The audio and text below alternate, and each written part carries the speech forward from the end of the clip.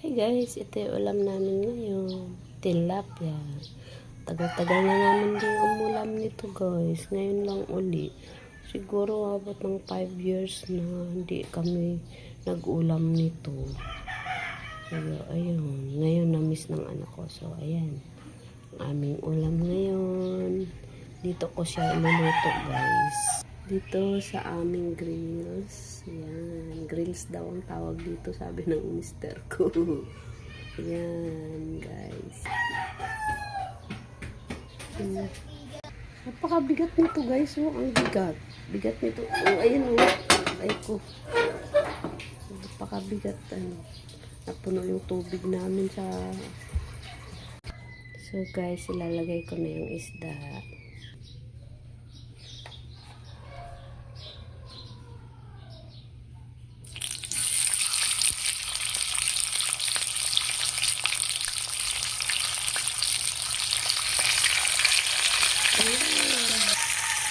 Tatlo pala kasya guys. Kaya natin yung isa. Tatlo. Yan. Kasya pala tatlo. Ayan guys. Tatlo pala kasya. Hindi pala ihawan to o kaya prito. Ayan guys. Sana maganda ang ating perito. Kasi wala nang kaliskis to guys. Ang ganda pa ha. Oh my goodness. Ayos ka. Sana maayos ka rin. May dumikit yata itong isa guys. Try natin muna. Try natin guys. Parang baliktad kaya. Ito parang hindi guys. Oh my goodness. Ay, nabaliktad. Nadikit lang yung isa. Ayun. Okay na pala. Yan. Mainit guys.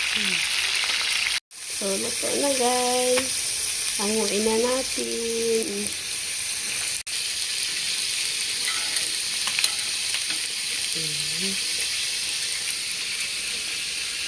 Ayan.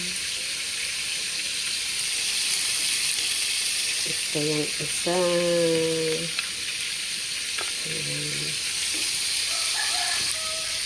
Ayan guys.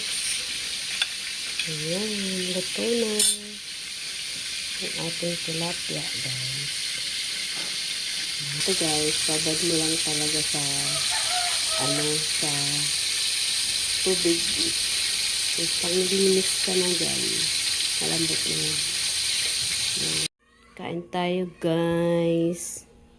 Ayan. Ito yung natin, tilapia. Ayan, sausawan, tsaka yung corned beef, tsaka yung sausawan natin.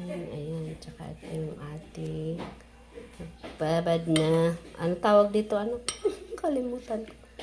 Ayan, kainan na!